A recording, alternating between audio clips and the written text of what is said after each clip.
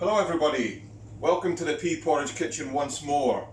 I hope you're all keeping safe, hope you're all staying indoors, and here we are again for another session. What I've got today, I've been inundated with requests from my followers to show them how to cook our famous tarte tatin.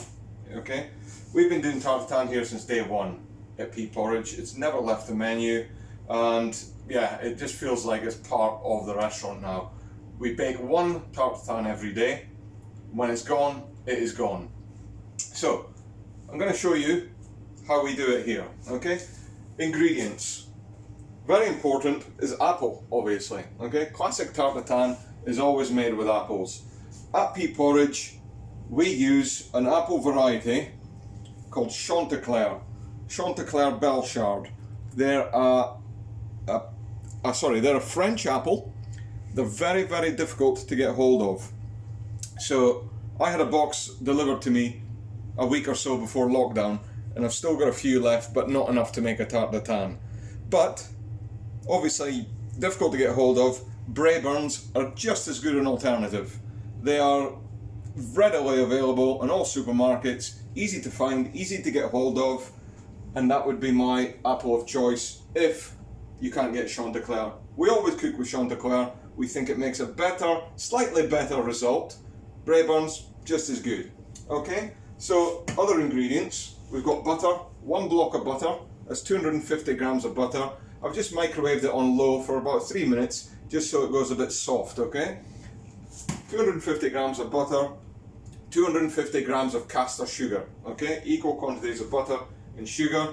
And we've also just been to the supermarket to grab some puff pastry, okay? Making it is a bit laborious and a bit time consuming, quite difficult really, but buy shop bought, it's just as good. This comes in a sheet, this one, and it's about 320 grams, 320 to 350 grams. If you can't get the sheet pastry, then you can buy it in the block frozen as well. This one's actually fresh and it's difficult to open, but yeah, here we go. So that's just a sheet rolled into a roll. Okay, so we'll come to that bit a bit later. Okay, first things first, we need to peel the apples, okay? Now I've peeled the apples and cored them here already because there's no point in me, and you don't want to watch me peeling 15, 16 apples, which is roughly the amount it takes to fill a pan like this. And this pan here is a non-stick pan. This is our designated pan, and we only use this pan for tarte tatin. It's non-stick, about 2 inches high, but it's also 11 inches wide, okay? So 11 inches by 2 inches, okay? So to peel the apples, use a peeler like this. And we just peel the apple around the top there, around the stick, and around the core base, just like that. Put it on here. And then we, in a straight motion, just peel around, moving the apple all the time in your hand to the next level, next stage. So just like that, easy peasy, we've got a lovely peeled apple there, okay? So, then what we do is we take the apple, we cut it in half lengthways like that, okay? So you've got 2 nice halves of apple, okay? Take the stalk out, and very carefully with a small sharp knife, you want to make a slight, what you want to do here is take the core out. So you want to take a slight cut one way, but obviously you're not going all the way through. You're going about a centimetre or 2, okay? Same on the other side. Now be careful and be steady with it, because you could go all the way through and snap the apple in half, or worse still, cut your fingers. So be very careful when you do that. So you want to get the core out just like that, okay? So you see the core's out there, we add that to the ones that are already done. So do the same again on this half. Like I say, I've been doing it for years, so I know how to do it quickly and safely. So there we go. Okay, so that's the apples already halved, cored, and ready to go in the tart. Okay, next stage, the soft butter. Okay, 250 grams, like I said, soft butter goes straight into the pan like this already. Okay, straight in like that, and what we do now is we spread it out nice and evenly. Now you don't want it too soft and runny, and equally you don't want it too hard, or it'll be difficult to get an even coating all the way around the pan. Okay, So yeah, the pan is all coated nicely now, just like that. And then we add in the sugar, okay? So equal quantities of sugar to butter, and we spread that out all the way around like that. It's quite a lot of sugar, but it does need it. And that's all nice and even now. I just need to dry my hands a little bit.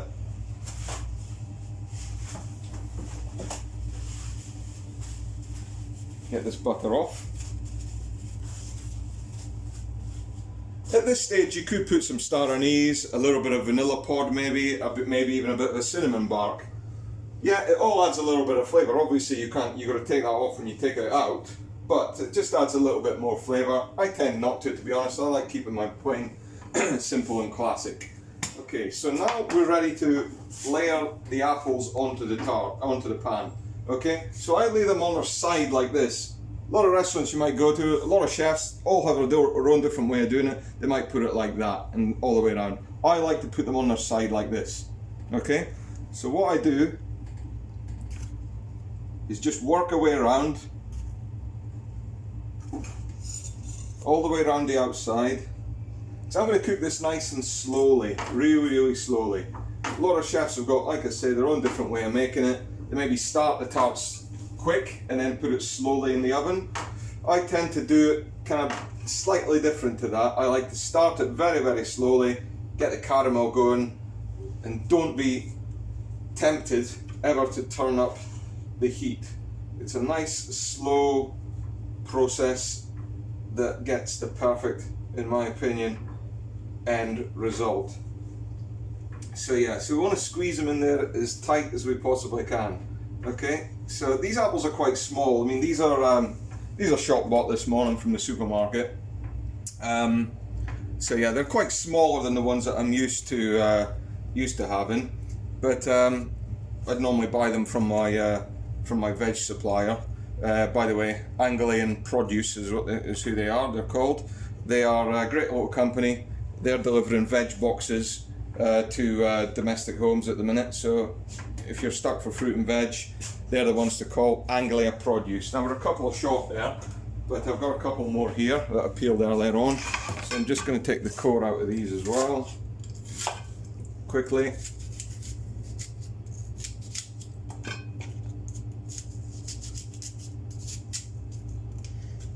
Okay, and that should be enough. So I've got quite a few apples here, like I say, because yeah, they're a bit smaller than I'm used to, so I wasn't really too sure how many it will take. But you can see the way I'm working it here. I'm trying to get it as tight as I possibly can, okay, without buckling it too much. And the last one, I split in half like that. We put in the center like that. Okay, so that is your base start of the tarte tatin. Okay, so that's how we start it off. Now, what we do now, light the gas.